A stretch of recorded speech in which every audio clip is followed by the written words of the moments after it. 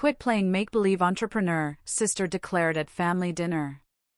Your little online thing isn't real business. Everyone laughed. I nodded softly, understood.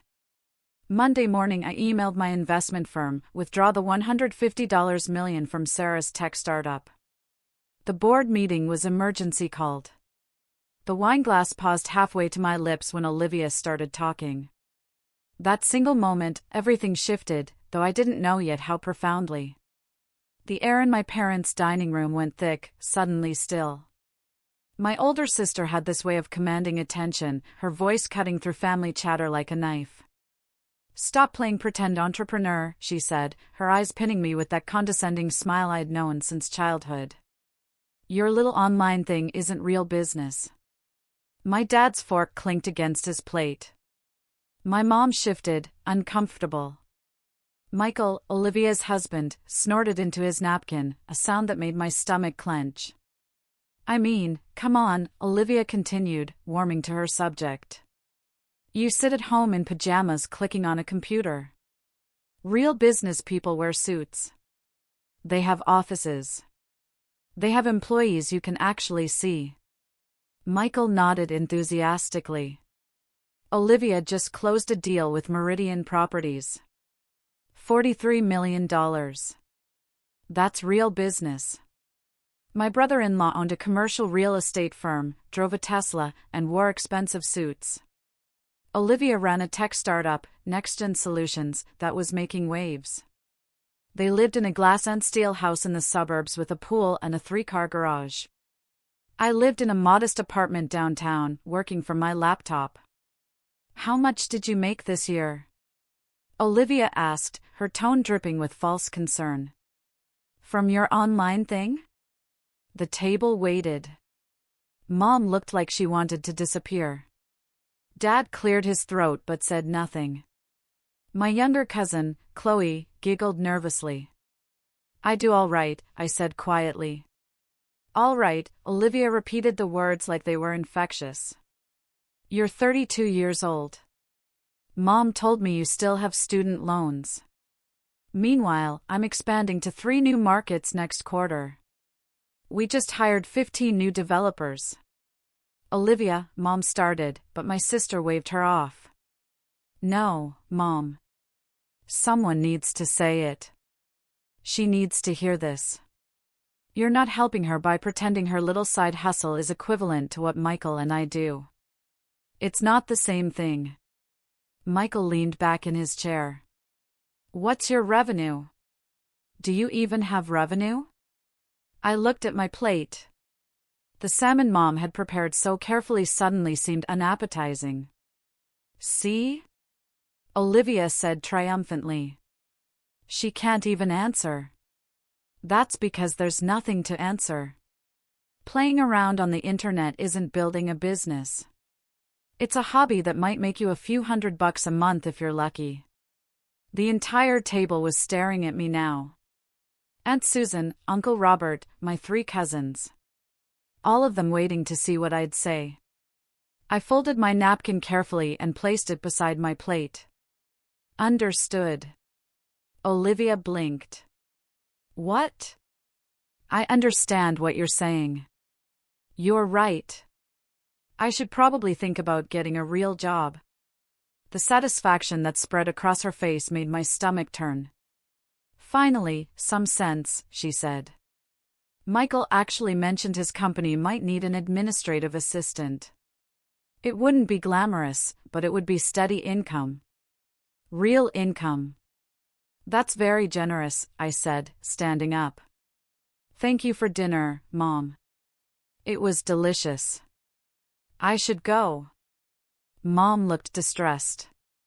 Honey, you don't have to leave. I have work tomorrow. Early morning. I kissed her cheek and grabbed my coat. Olivia called after me as I headed for the door. Think about what I said. It's never too late to join the real world. I drove home in silence. My hands didn't shake. My eyes didn't water. I felt absolutely nothing, which was somehow worse than feeling angry or hurt. The numbness settled over me like a heavy blanket. My apartment was quiet when I got back. I made tea and sat at my desk, staring at the 3 monitors that dominated my workspace.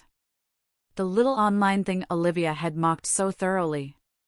What Olivia didn't know, what I'd never told my family, was that my little online thing was actually Crimson Capital, a venture capital firm I'd built from scratch over the past 8 years. I'd started small, investing my own money from a software patent I'd sold when I was 24. That patent had netted me $12 million, and I'd used it to build something real, very real. Crimson Capital now managed assets worth $890 million. We had silent stakes in 43 companies across tech, healthcare, and renewable energy sectors. I kept my name off everything. My partners were front-facing executives who handled the public side, while I operated in the background, analyzing deals and making investment decisions. One of those 43 companies was NextGen Solutions, Olivia's tech startup. She had no idea. When NextGen had been seeking Series B funding 2 years ago, my team had presented the opportunity.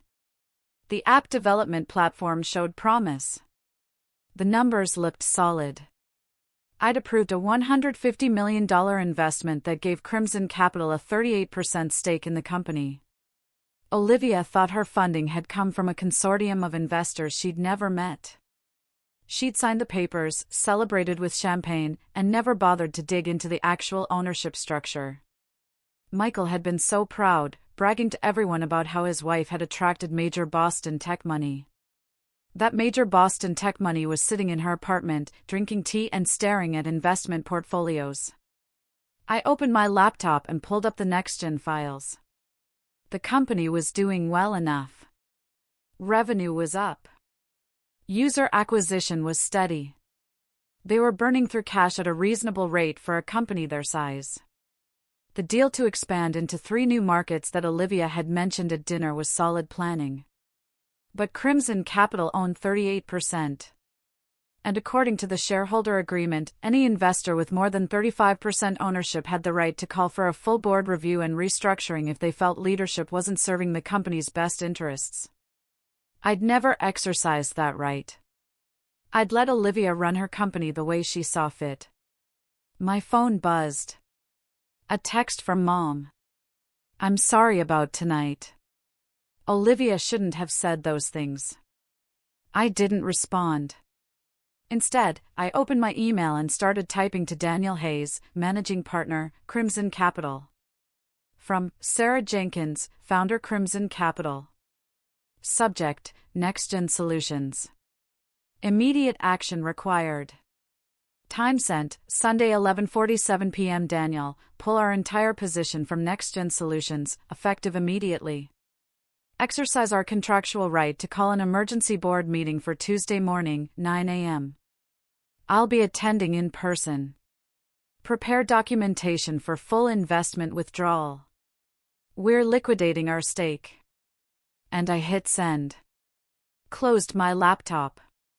Then I went to bed and slept better than I had in months. Monday was spent preparing. Daniel called at 7 o'clock in the morning, his voice tight with stress. "Are you absolutely certain about this? Once we file the notice, there's no walking it back quietly." "I'm certain." "The board members are." Scrambling. Olivia called me 6 times yesterday evening. She's panicking. Good. He sighed. I've scheduled the meeting for tomorrow morning. Everyone confirmed attendance. They know this is serious. I spent the day reviewing every document related to the NextGen investment. The shareholder agreement that Olivia had signed without reading carefully. The one where Crimson Capital was listed clearly, but nested within a complex LLC structure that obscured my personal involvement. It was legal. It was intentional, and it had worked exactly as designed, keeping my identity separate from my investments. Until now. Tuesday morning arrived with gray skies and a cold wind. I dressed carefully. Navy suit, white blouse, heels that added 3 inches to my height. My hair went up in a professional twist. Diamond studs in my ears, the only jewelry I wore. I looked like money because I had money. The emergency board meeting was set for NextGen's downtown offices, the fancy space Olivia had leased in a high-rise with a view of the river. I arrived at 8:45 a.m. and took the elevator to the 16th floor. The receptionist looked startled when I walked in. "Can I help you?" "I'm here for the board meeting." "Conference room B." "I'm sorry, but that meeting is." "I'm aware it's closed." "I'm Sarah Jenkins from Crimson Capital. I called the meeting." Her eyes widened. "One moment, please." She picked up her phone and spoke in hushed, urgent tones. 30 seconds later, a man in his 50s emerged from the hallway. Mark Davis, NextGen CFO. I'd reviewed his employment contract personally when he was hired. "Ms. Jenkins." He extended his hand. "This is unexpected. We weren't aware you'd be attending personally." "I don't usually attend in person," I said, shaking his hand. "But today's circumstances warrant it." He led me down the hallway to the conference room. Through the glass walls, I could see people already assembled, board members I recognized from their files, 2 venture partners from other firms, and Olivia sitting at the head of the table, looking confident and completely unprepared. I walked in. Every head turned. Olivia's eyes met mine. Confusion flickered across her face. "Sarah, what are you doing here?" "I'm here for the board meeting." I took a seat at the table directly across from her. "This is a board meeting for NextGen Solutions." "You're not." She stopped. Something in my expression must have registered. "What's going on?" Mark Davis took his seat. "Ms. Jenkins is the founding partner of Crimson Capital. Crimson Capital holds the largest minority stake in NextGen Solutions."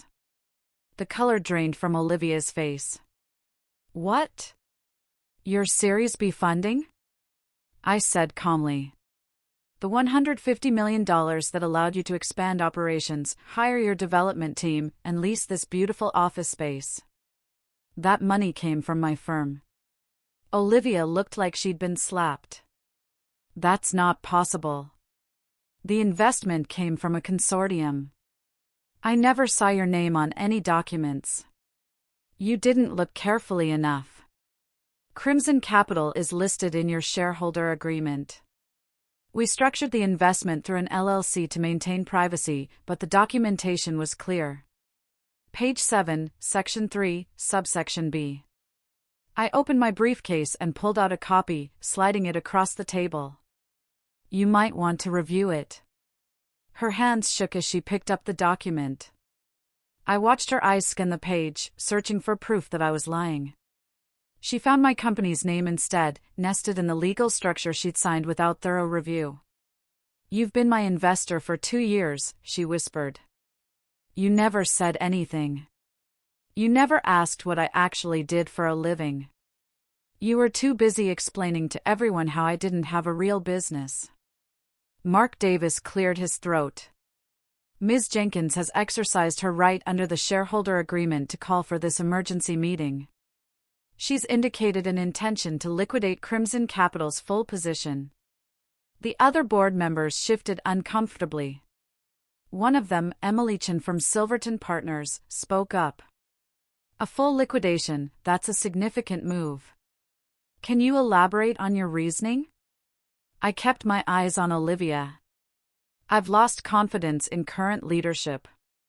I don't believe the CEO has the judgment necessary to guide this company through its next phase of growth." "That's absurd," Olivia said, finding her voice. "You're doing this because I hurt your feelings at a family dinner. This is completely unprofessional." "What's unprofessional is dismissing someone's career without knowing anything about it," I replied. "What's unprofessional is mocking your own sister at a family gathering because you assumed she was unsuccessful. But this decision has nothing to do with my feelings, Olivia. This is purely business. You can't just pull $150 million out of a company because I said something you didn't like." Actually, I can. And I am. I opened my laptop and pulled up the financial projections. NextGen has burned through $89 million of the original investment. You have $61 million remaining in operational funds. The company's valuation has grown to approximately $475 million based on your revenue growth and market position. Crimson Capital's 38% stake is currently valued at approximately $180 million. I'll be divesting that stake through a structured buyout that won't crater the company, but it will leave you scrambling for replacement funding. Humiliation leaned forward. Who's going to purchase that stake? Moving $180 million isn't something you do overnight. I have 3 interested buyers already lined up. They'll want board seats. They'll want voting rights. And they'll want significant say in operational decisions. I looked at Olivia. Your autonomy as CEO is about to become much more limited. Mark Davis was typing rapidly on his tablet. If we lose Crimson's capital and bring in new investors with board seats, we'll need to restructure completely. The expansion plans would have to be delayed. Possibly indefinitely. That's what happens when you build a company on someone else's money, I said. You play by their rules.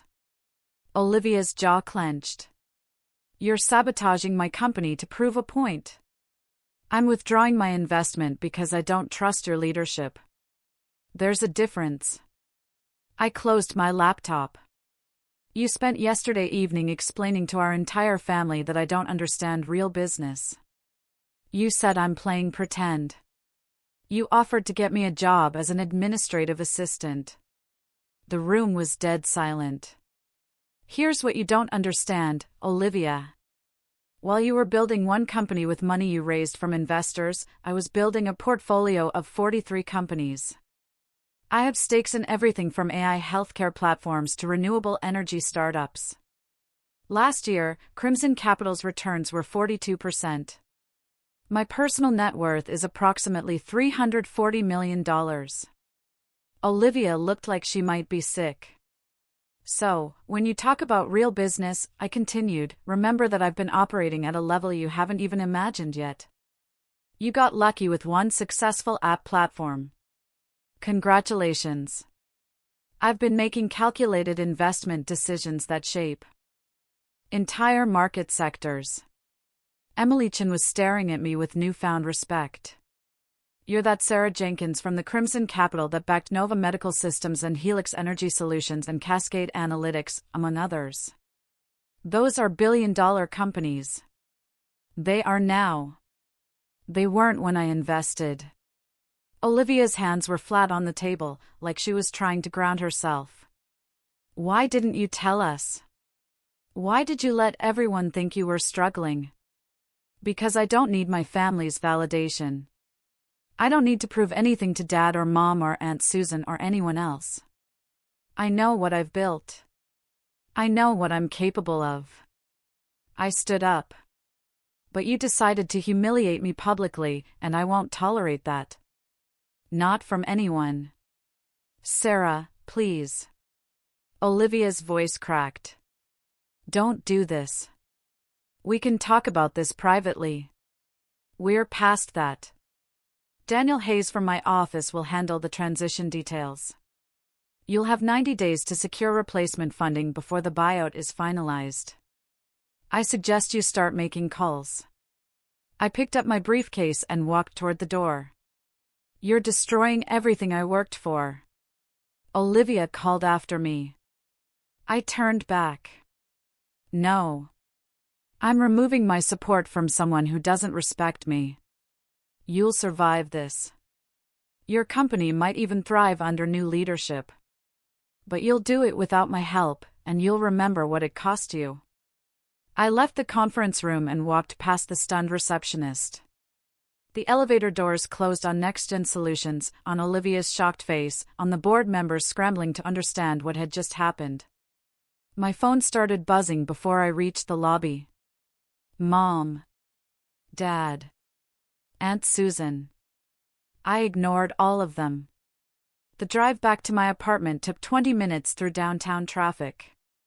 I kept the radio off, preferring silence to process what had just happened. Part of me felt vindicated. The look on Olivia's face when she realized who I actually was. That moment of pure shock had been worth 8 years of family dinners where I'd been treated like the unsuccessful younger sister. But another part of me felt hollow, empty, like I'd just burned down a bridge I might need someday. I parked in my building's garage and took the elevator to the 14th floor. My apartment felt different somehow when I walked in. The same furniture, the same view of the city, the same desk with 3 monitors displaying market data. But something had shifted. My laptop pinged with an incoming email. Daniel Hayes again. Subject: Next-Gen Situation. Media Inquiries.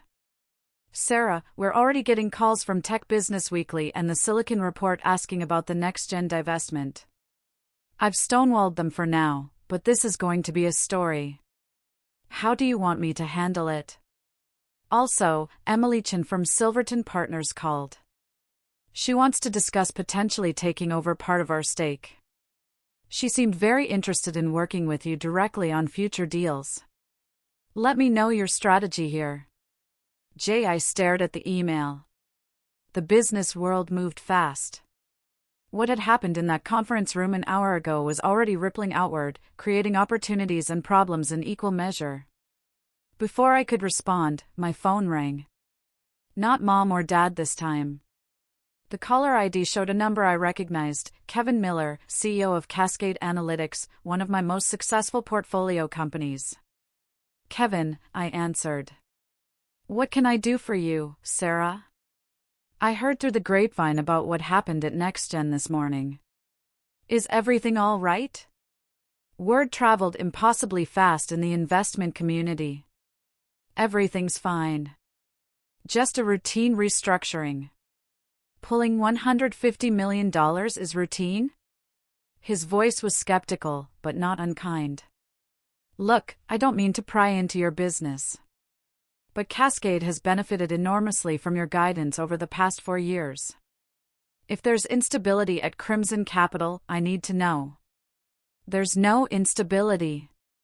This was a singular situation involving personal circumstances that won't be repeated. Personal circumstances, he let those words hang in the air. I see. Well, I trust your judgment. You've never steered me wrong. But Sarah, and I'm saying this as someone who considers you a friend, not just an investor, be careful. Mixing personal and professional rarely ends well. I appreciate the concern. Good luck. And if you need to talk, I'm here. After he hung up, I sat down at my desk and opened the NextGen files again. Olivia's company was solid. The technology was sound. The team was competent. The market opportunity was real. Everything about it screamed good investment, except for one factor. The CEO had publicly humiliated me. Was that enough reason to torpedo a $170 million stake? My email pinged again, this time from someone unexpected. Mark Davis, NextGen CFO. Subject: Confidential discussion request. Ms. Jenkins, I hope this message finds you well. After this morning's board meeting, I feel compelled to reach out directly. I've worked with Olivia for 18 months now. She's brilliant, driven, and has built something genuinely innovative. She's also young, sometimes arrogant, and occasionally lacks the emotional intelligence that separates good CEOs from great ones. What happened between you two is none of my business, but I have a company full of employees who depend on NextGen's success for their livelihoods. Families counting on this company to survive. I'm asking you to reconsider your decision. Not for Olivia's sake, but for theirs. If there's any possibility of finding a resolution that doesn't involve liquidating Crimson's position, I would be deeply grateful for the opportunity to discuss it respectfully. Mark Davis. I read the email 3 times. Mark was right. NextGen had a substantial workforce depending on the company's stability. Engineers, designers, sales staff, support teams, people with mortgages and car payments and kids in college. None of them had anything to do with what Olivia said at a family dinner. My actions would affect all of them. The realization settled over me like cold water. I'd been so focused on Olivia, on my anger and hurt, that I hadn't fully considered the broader impact. Pulling my investment wouldn't just damage my sister. It would send shockwaves through an entire organization. I picked up my phone and called Daniel. He answered on the first ring. "Tell me honestly," I said without preamble. "Am I making a mistake? Do you want my professional opinion or my personal one?" "Both." Professionally, pulling out of a performing investment because of personal conflict is questionable at best. It sets a precedent that Crimson Capital makes decisions based on emotion rather than data. That's not good for our reputation. "And personally," he said. "Personally, I understand why you're angry. What your sister said was cruel and dismissive. You had every right to be hurt. But Sarah, you've built something extraordinary over the past 8 years. Don't let one bad family dinner destroy what you've created. Not just Crimson Capital, but your relationship with your sister. She destroyed that relationship when she decided to humiliate me. Did she? Or did she just make a mistake born of ignorance?" His voice was gentle. "I'm not defending what she said, but from what you told me, she genuinely didn't know what you do. She thought she was giving advice to someone who was struggling. That doesn't make it okay." "No, it doesn't. But it makes it human. People say stupid things. They make assumptions. They hurt each other without meaning to." He paused. "The question is, what kind of person do you want to be? Someone who wields power like a weapon when you're hurt, or someone who uses power responsibly, even when it's hard?" I closed my eyes. "You're supposed to be on my side. I am on your side. That's why I'm telling you this." After we hung up, I spent the rest of the afternoon wrestling with the decision. I pulled up financial models, reviewed investment theses, analyzed market conditions. Everything I looked at confirmed that NextGen was a solid company with strong fundamentals. Everything except my wounded pride. The fallout was immediate and brutal. By Wednesday morning, word had spread through the family about what had happened. Mom called 17 times. I finally answered on the 18th call. "Sarah, what have you done?" she asked, her voice strained. "I withdrew my investment from a company." "That's all." "That's all?" "Olivia is devastated. She's been crying for hours. Michael called your father, saying you sabotaged them out of spite. I made a business decision based on my assessment of leadership quality. Your sisters. How could you hurt her like this?" The question made something sharp twist in my chest. How could she hurt me like she did in front of the whole family? "She didn't know what you actually did for work," Mom insisted. "She thought she was superior to me. She thought I was pathetic. And instead of asking questions or showing interest in my life, she decided to publicly humiliate me." My voice stayed level. "I don't owe her my financial support, Mom. Especially not after how she treated me. But $150 million, Sarah. You're putting her entire company at risk.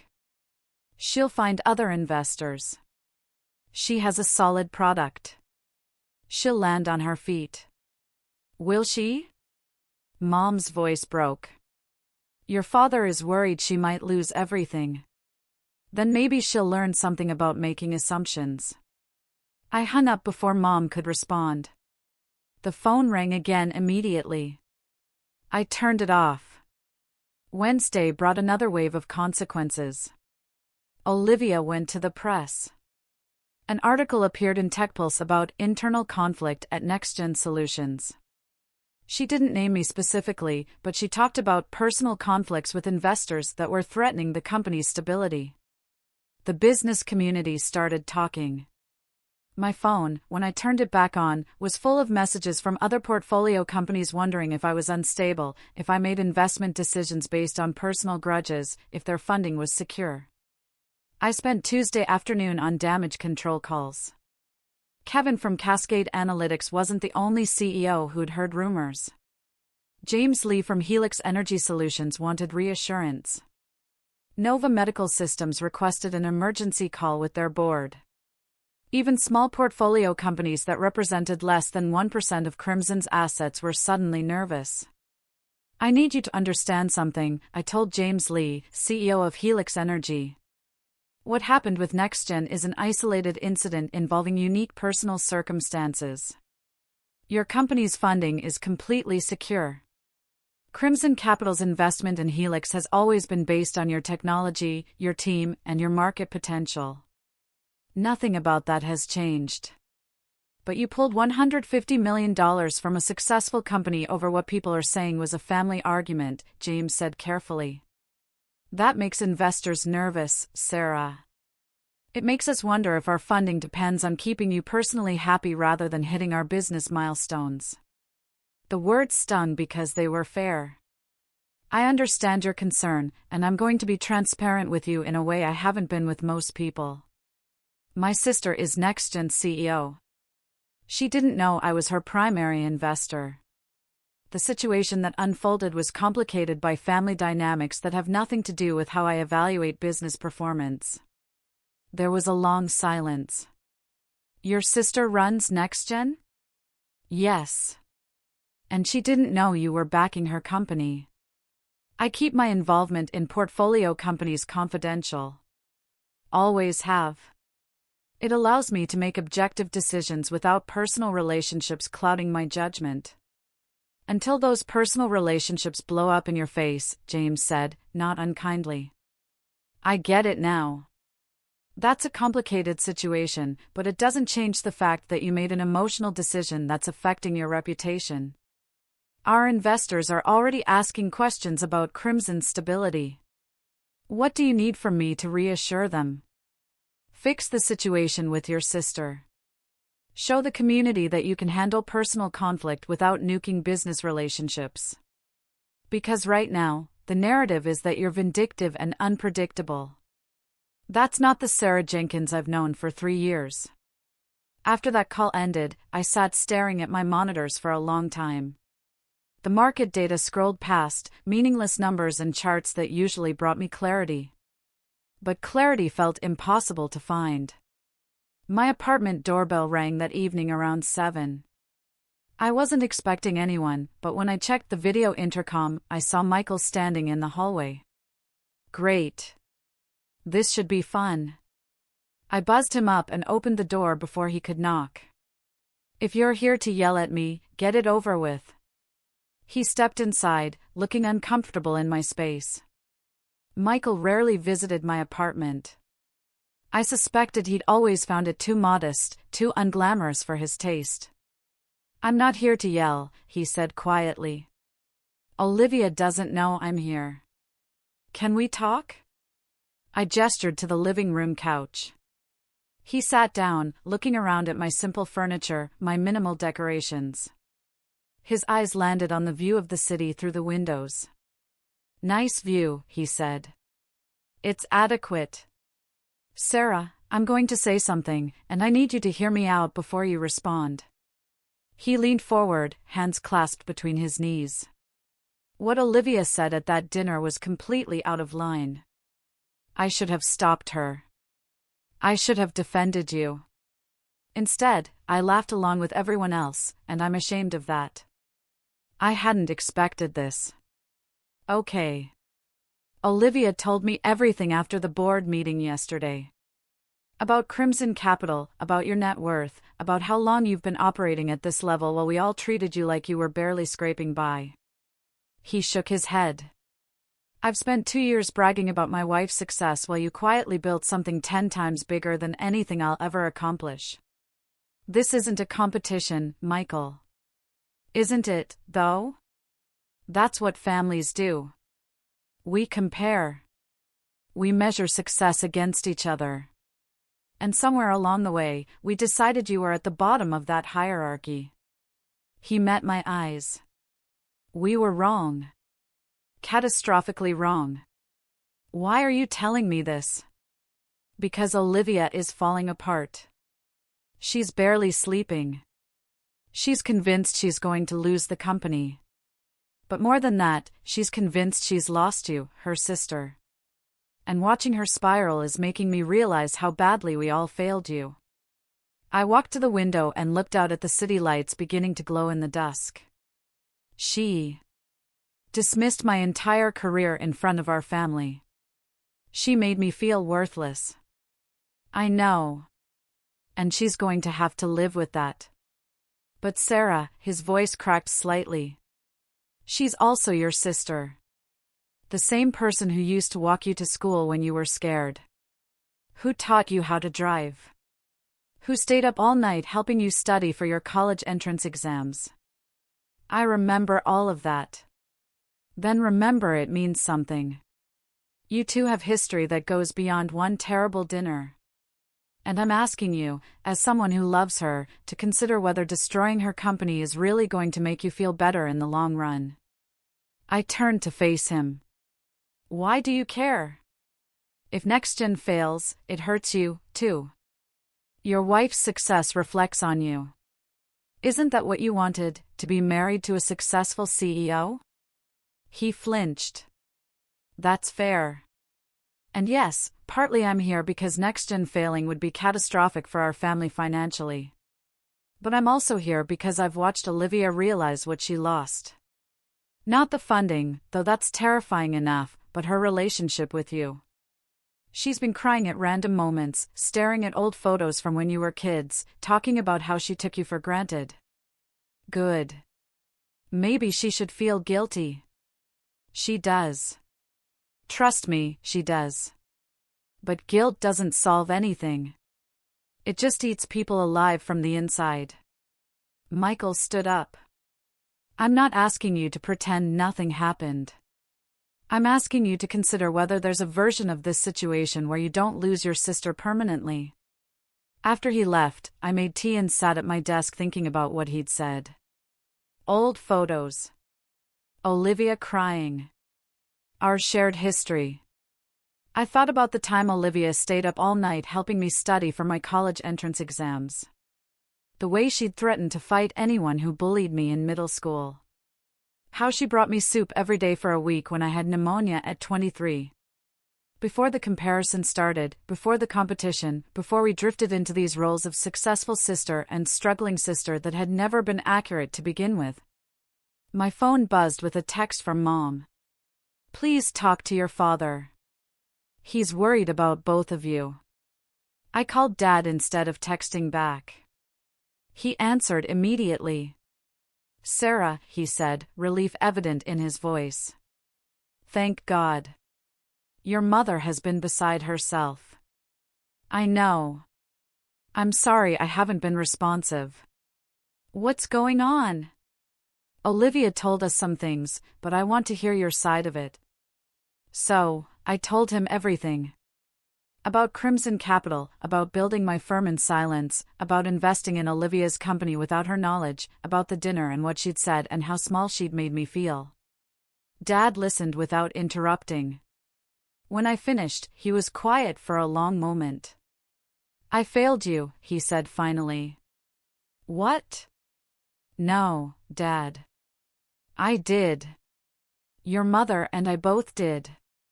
We were so focused on Olivia's visible success that we never bothered to ask what you were actually doing.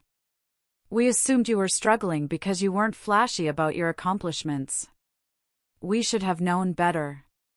We should have known you. My throat tightened. I didn't make it easy. I kept everything quiet on purpose. Because we made you feel like you had to, Dad said. Because we created an environment where Olivia's way of doing things, loud, public, progressive, was the only way we recognized success. You found a different path, and instead of celebrating that, we ignored it. I'm not blameless here. What I did to Olivia's company, what you did was react to being hurt. That's human. Maybe not the wisest business decision, but human. He sighed. Olivia is devastated, honey. Not just about the company, though that's part of it. She's devastated that she hurt you so badly. She called me this morning and spent an hour crying about how she destroyed your relationship. She should have thought about that before she decided to humiliate me. You're absolutely right. She should have. But people make mistakes. Stupid, hurtful mistakes. The question is whether you can find a way to forgive her, even if you can't forget what happened. After we hung up, I sat in the darkening apartment thinking about forgiveness and revenge and what I actually wanted from this situation. Did I want Olivia to suffer? Did I want her to lose everything she'd built? Or did I just want her to see me? Really see me, not as the little sister or the struggling entrepreneur, but as an equal, as someone worthy of respect. My laptop was still open to NextGen's financial files. I pulled up the employee roster and started reading through names and positions. Engineers who'd probably moved across the country for this job. Recent graduates in their first positions. Parents and spouses and people trying to build careers, over 140 people whose livelihoods depended on the company's stability. Daniel called Wednesday morning. We need to have a conversation. Go ahead. The other partners are concerned. What happened with NextGen is raising questions about your judgment. My judgment is fine. You pulled $150 million from a performing company because your sister insulted you at dinner. That's not fine, Sarah. That's petty. The word hit harder than I expected. She didn't just insult me. She tried to make me feel worthless in front of my entire family. And now you've proven you have the power to destroy her career. Point made. But the cost might be your reputation. I stared at my monitors. The numbers and charts and data points that had been my whole world for 8 years. What do you want me to do? Talk to her. Work something out. Show the business community that you're not someone who lets personal feelings drive investment decisions. Even though that's exactly what I did. Even though that's exactly what you did, Daniel confirmed. Fix this, Sarah, or Crimson Capital's reputation is going to suffer. He was right. I hated that he was right, but he was. I drove to Olivia's house Friday evening. The glass and steel structure looked less impressive in the fading light, more vulnerable somehow.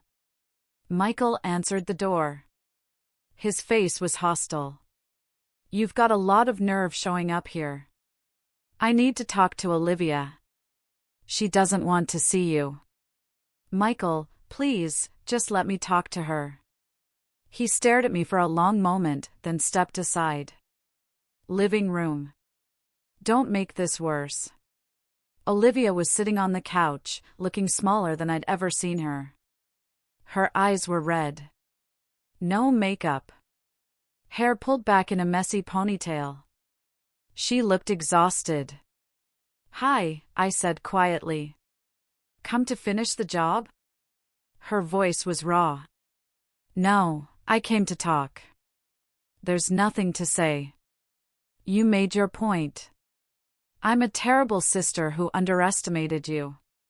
You're rich and powerful, and I'm an idiot. Congratulations. I sat down in the chair across from her. You're not an idiot. I didn't recognize that my own sister was the investor keeping my company alive. That makes me pretty stupid. Or it makes me very good at staying anonymous. She laughed bitterly. Why did you hide it?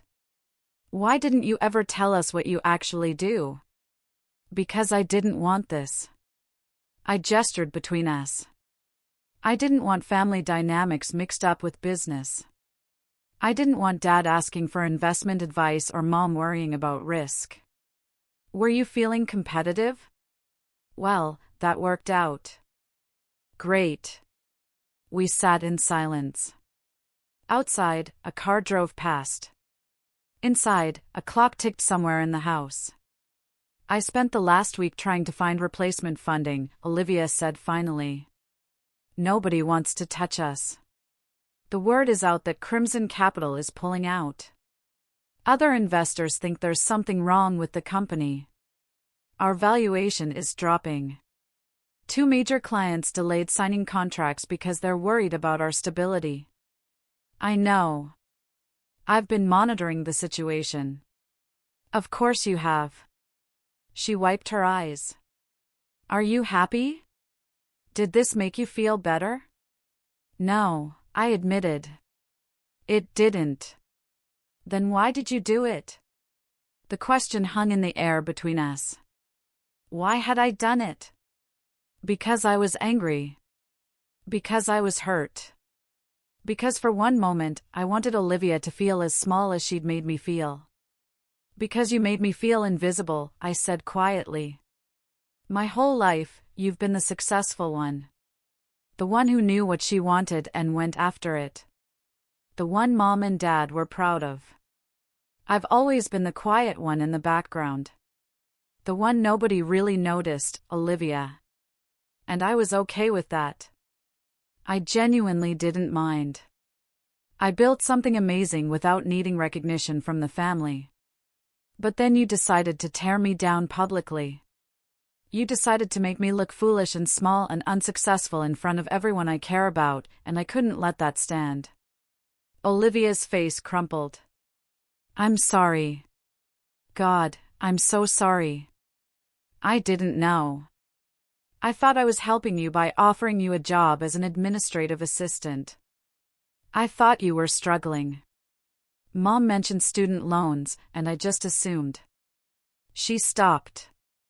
I assumed wrong about everything. You did. I was condescending and mean, and I humiliated you. You're absolutely right to be angry.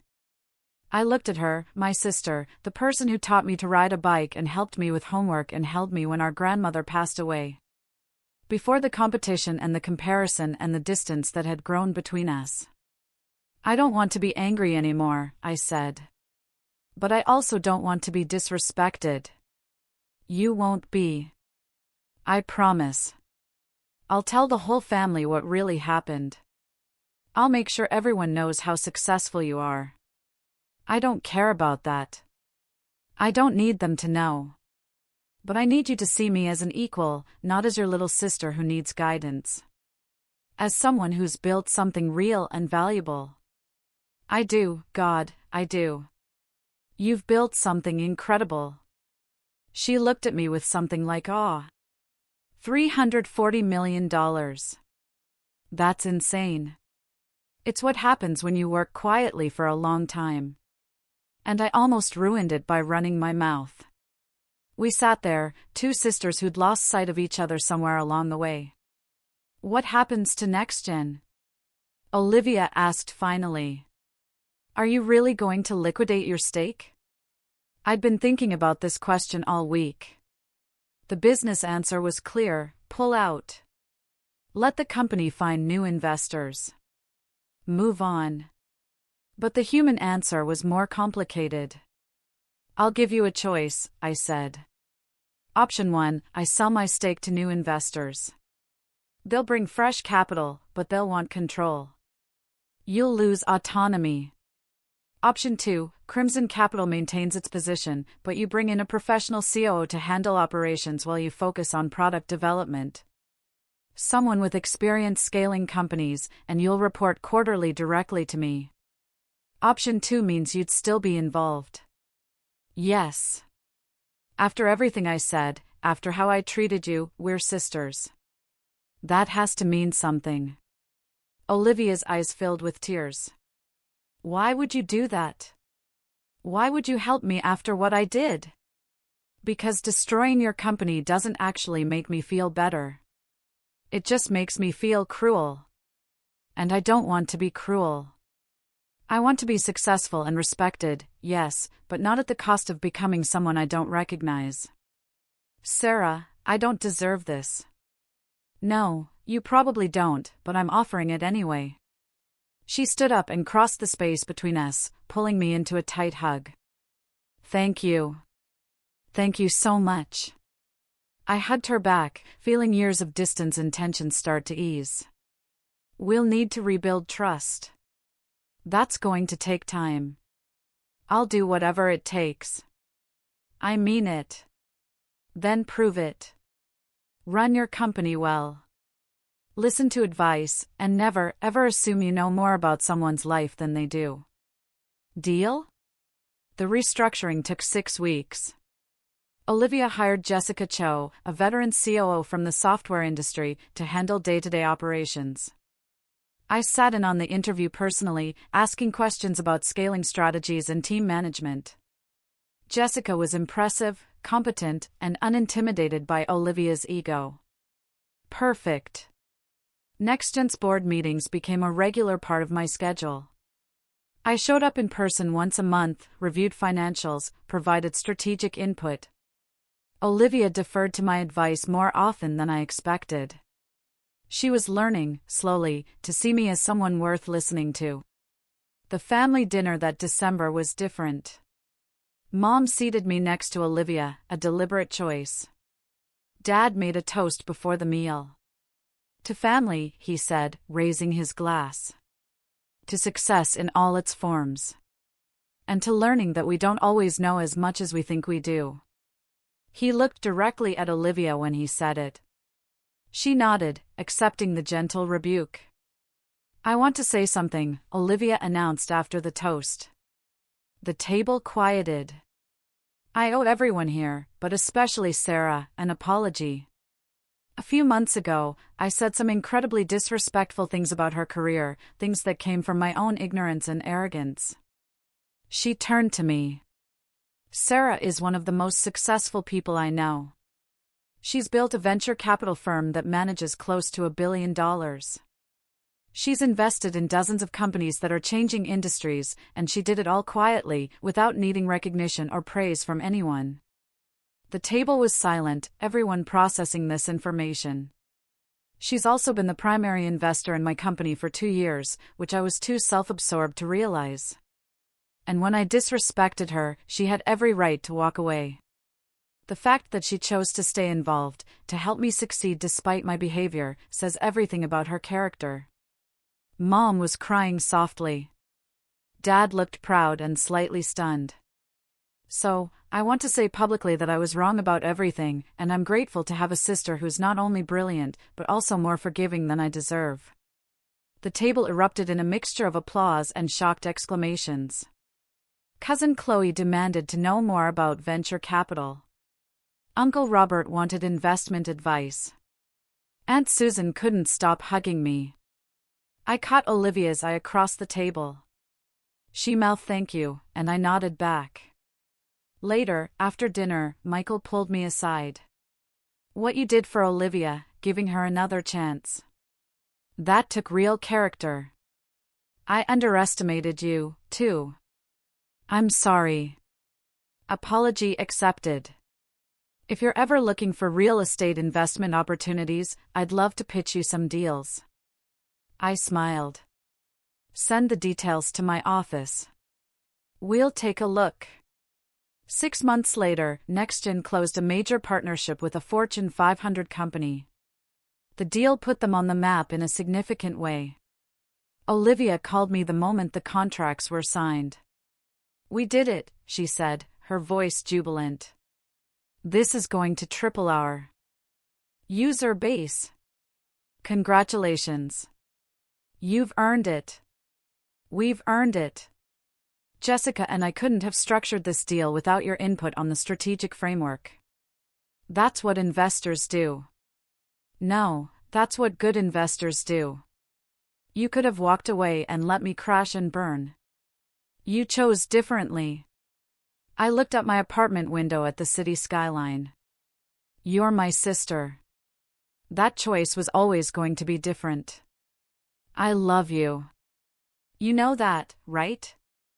I love you, too. After we hung up, I sat at my desk and pulled up Crimson Capital's portfolio overview. 43 companies, 15 of them approaching billion-dollar valuations. Returns that exceeded industry standards by comfortable margins. My little online thing was changing the world, one investment at a time, and nobody had to know my name for it to matter.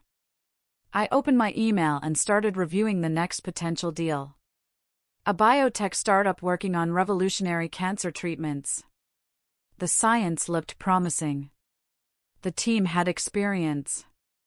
The financials needed work, but showed potential. I made notes, asked questions, ran projections. By morning, I'd have a decision ready. That's what real business looked like. Not corner offices or expensive suits or public recognition. Just careful analysis, calculated risks, and the patience to build something meaningful over time. Olivia had learned that lesson the hard way. But she had learned it. And somewhere in the process, we'd found our way back to each other. Not as the successful sister and the struggling sister, but as something new entirely. Do you ever wonder what lessons we learn only when someone pushes us to our absolute limit?